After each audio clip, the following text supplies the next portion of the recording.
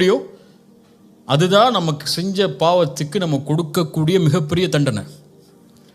மன்னிப்பு தான் தண்டனையை தவிர வீரத்தை காட்டுறது இல்லை தண்டனை, கோபத்தை காட்டுறது இல்லை தண்டனை. ஒருவர் உணர்ந்து கொள்ளணும் உங்களுக்கு செஞ்சதன்னா அவரை மன்னிச்சு அவரோட சேர்ந்து வாழுங்க.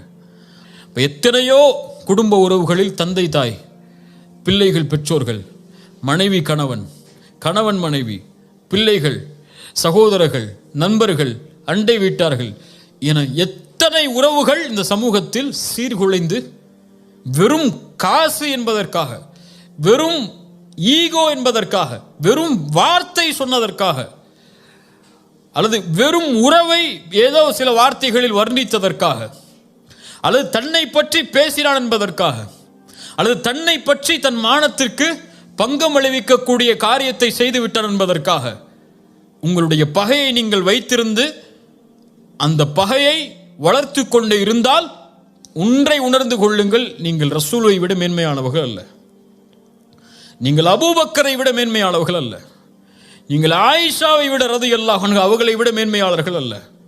அவர்களே தங்களுடைய மானத்தில் தங்களுடைய விஷயத்தில் பங்கம் இழைக்கப்பட்டாலும் மன்னித்திருக்கிறார்கள் என்றால் அவர்களும் அல்லாஹ்வுடைய மன்னிப்பை தேடினார்கள். நானும் மன்னிப்பை தேடுகிறேன் என்றால் மன்னியுங்கள். மன்னிக்க மாட்டேன்னு பெருமை காட்டிட்டு உட்கார்ந்துருந்தீங்கன்னா, நான் பேச மாட்டேன், நான் அவன்கிட்ட சேர மாட்டேன், நான் அவனுக்கு ஃபோன் பண்ண மாட்டேன், அவன் பேசட்டும், அவன் பேசுகிறான் நான் பேசுகிறேன், அவன் எனக்கு நடந்து கூட நான் நடந்துக்கிறேன், அவன் என்கிட்ட சேர்த்து வரட்டும் நான் சேர்ந்து வாழ்ந்துக்கிறேன், இப்படின்னு பெருமை பேசிக்கிட்டே இருந்தீங்கன்னா இதே செயல்பாட்டை நாளை மறுமையில் அல்லாஹ்விடத்தில் எதிர்பார்ப்பீர்கள். அல்லாஹ் ரப்புல் ஆலமீன் இந்த தன்மையை செயல்படுத்துவதற்கு அல்லாஹ் எனக்கும் உங்களுக்கும் ஆற்றல் தருவானாக. இன்ஷா அல்லாஹ் உறுதியேற்கிறேன். நீங்களும் உறுதியேற்றி இந்த சபையிலிருந்து கலைந்து